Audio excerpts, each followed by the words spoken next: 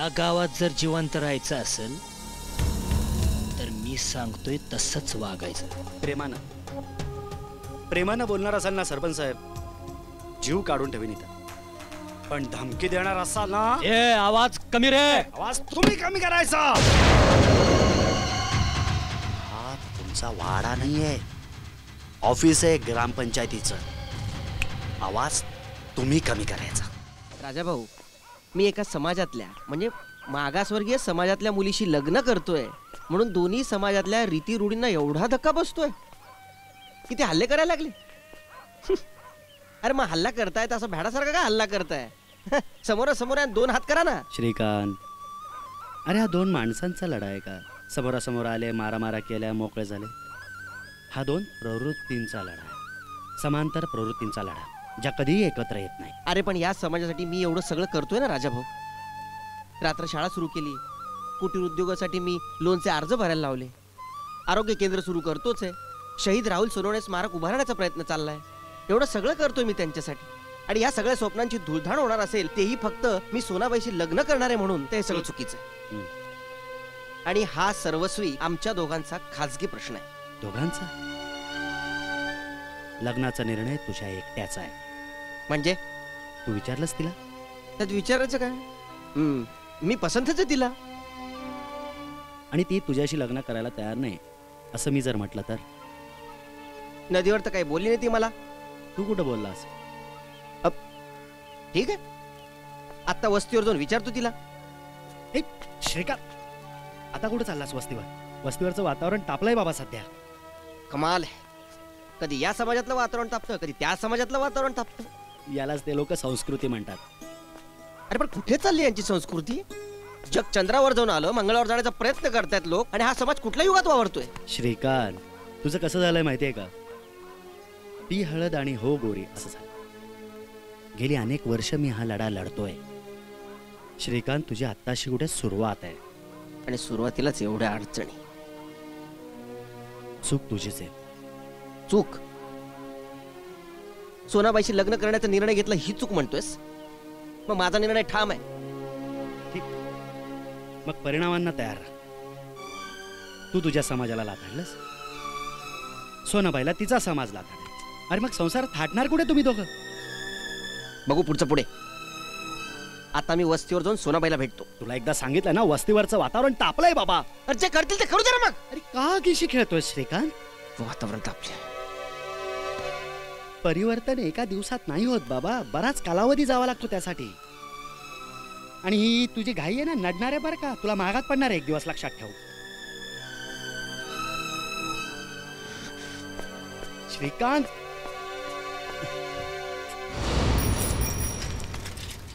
ए बाजूला हो की, रस्त्यामध्ये बसताय. राजाभाऊ, ओ राजाभाऊ. काय रे? अरे हो, काय काय काय? अहो, सरपंच साहेबांनी बोलवलंय तुम्हाला ऑफिसात. का रे? ते काय माहित नाही, असं तसंच घेऊन ये म्हणाले. काही गडबड झाली काय? ते काय माहित नाही. तुम्ही येता का हो पुढं?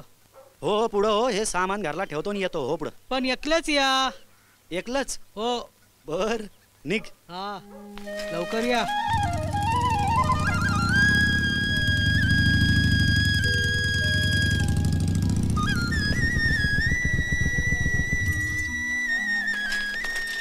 राम राम.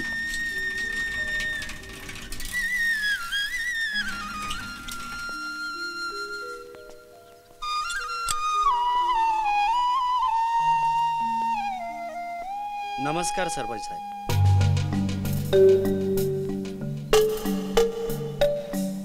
टाकणे, इकडे बसा. नाही असं द्या.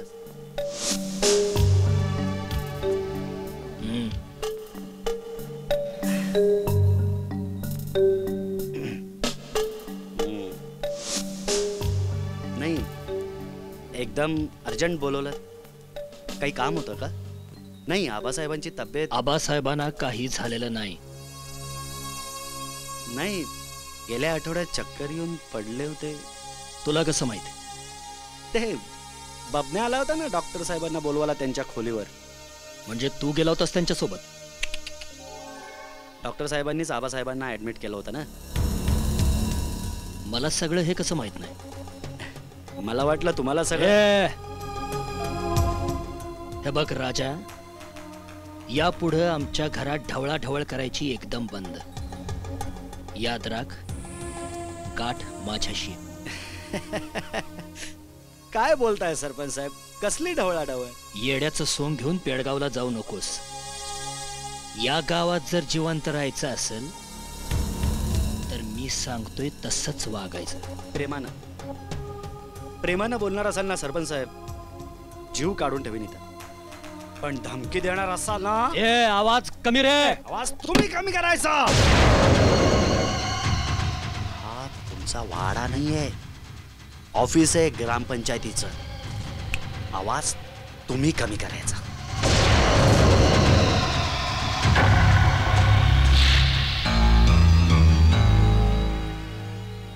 तुमच्या वस्तीवरल्या त्या पोरीनं झपाटले माझ्या भावाला. तुमच्या एरियातल्या काही पोरांनी दगडफेक केली आहे तिच्या झोपडीवर. मी पोलिसात तक्रार केली. ए! पोलीस येले उडात. माझ्या भावावर जर असा प्रसंग आला ना, एकाला पण जिवंत नाही ठेवणार. ही धमकी समजायची का डरकाळी पोकळ? तुला कळलं असेल की. आता मी एक महत्वाची गोष्ट सांगतो. जर हे असं काही घडलंच ना, तर याला संपूर्णपणे तुमचा भाऊ जबाबदार असेल. कारण लग्नाचा विचार तुमच्या भावानं केलाय, सोनाबाईनं नाही. असेल ना तुमच्या धमक, तर अडवून दाखवा त्याला.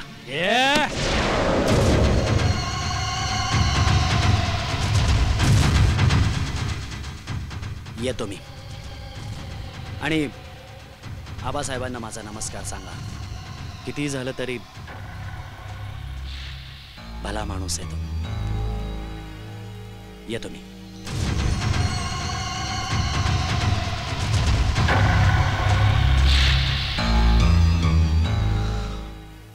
अहो तुम्ही काही काळजी करू नका, काही होणार नाही. भेण्याचं अजिबात कारण नाही. पर म्या काय म्हणते, सोना संग लग्नाचा खूळ त्याच्या डोक्यात घातलं कुणी? आता मला काय माहित. अरे तुला काय बाय बोलला असेल ना? उलट मीच त्याला समजावून सांगितलं. म्हटलं बाबा हे खूळ डोक्यातून काढून टाक. नाहीतर काय, इकतचं दुखणं, देणं ना घेणं जीवाला घोर. त्या डॉक्टरला म्हणावं ही वस्ती सोड, आणि आता एक पाऊल बी पुढे टाकली ना तर तिचा गळा घोटीन द्या. मग लग्न करून टाका ना तिचं. माय ती बघ आली. हे ठेव तिथं, इथंच राहून दे. आता विचार जे काय विचारायचं ते तिला. त्या प्रश्नाचं उत्तर मी आधीच दिलंय त्यासनी. डॉक्टरांशी बोलणं झालं? कालच भेटले मी त्यानं. काय बोलणं झालं? सांगितलं समजावून त्यासनी. तो काय म्हणाला? ते काय म्हणणार, मीच सांगितलं त्यासनी हे लग्न मला परवडणार नाही. त्यावर तो काय म्हणाला? या थांबले नाही ऐकायला. आणि त्याने जबरदस्ती केली तर ते तसलं काय बी करणार नाहीत. पण तरीही तर मी आज जीव देईन.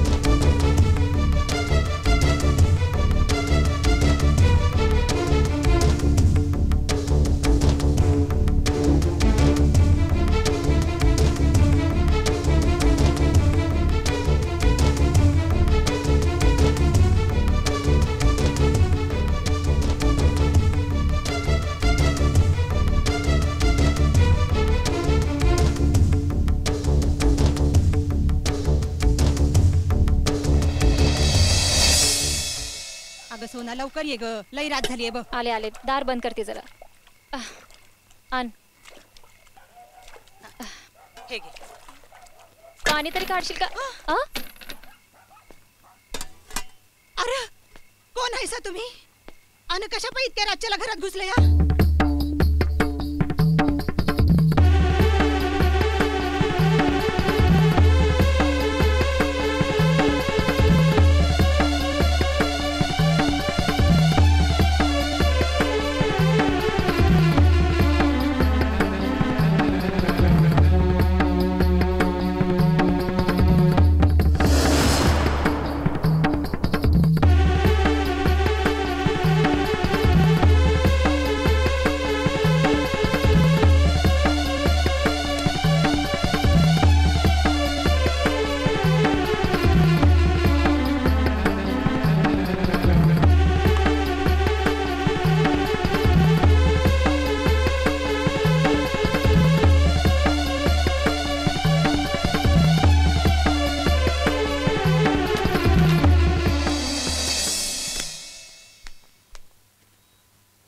अरे वा, आता घरात समाजसेवक शोधतोस हा?